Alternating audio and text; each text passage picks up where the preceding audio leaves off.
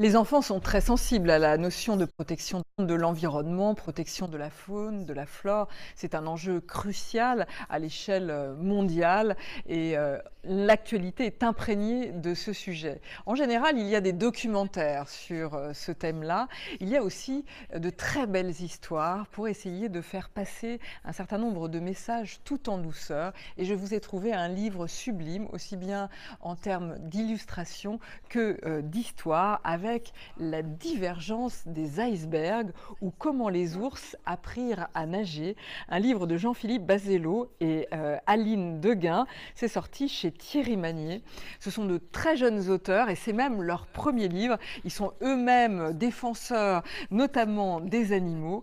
Et donc, ils nous donnent à voir une histoire très jolie où deux ours amoureux vivent pleinement dans leur habitat naturel sur un iceberg. Ils ont des espaces formidables, ils ont de la glace à perte de vue. Tout va bien jusqu'au moment où cet iceberg commence à se rétrécir. C'est la fonte des glaces, c'est le réchauffement climatique et ces deux ours vont être séparés.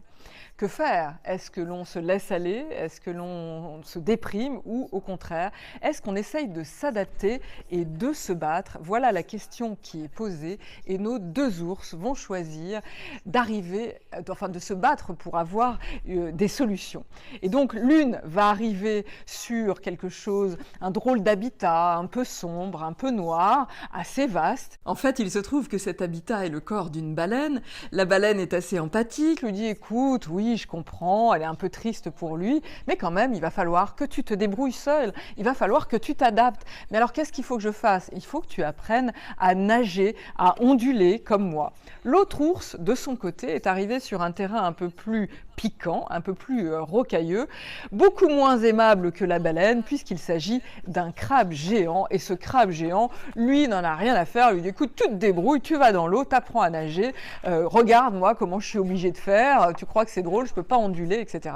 Et donc, chaque ours, de son côté, va mener sa vie, va essayer d'apprendre à nager. Ils vont réussir. Et comme sommes dans un livre pour enfants, la fin est très belle, puisque les deux ours se retrouvent dans un milieu aquatique. Donc l'histoire est jolie, les messages sont passés. Ce qui compte, c'est la faculté d'adaptation des animaux, des êtres humains aussi. Et peut-être que les animaux sont un bon modèle à suivre. Une très belle histoire, un livre durable pour une planète durable, espérons-le.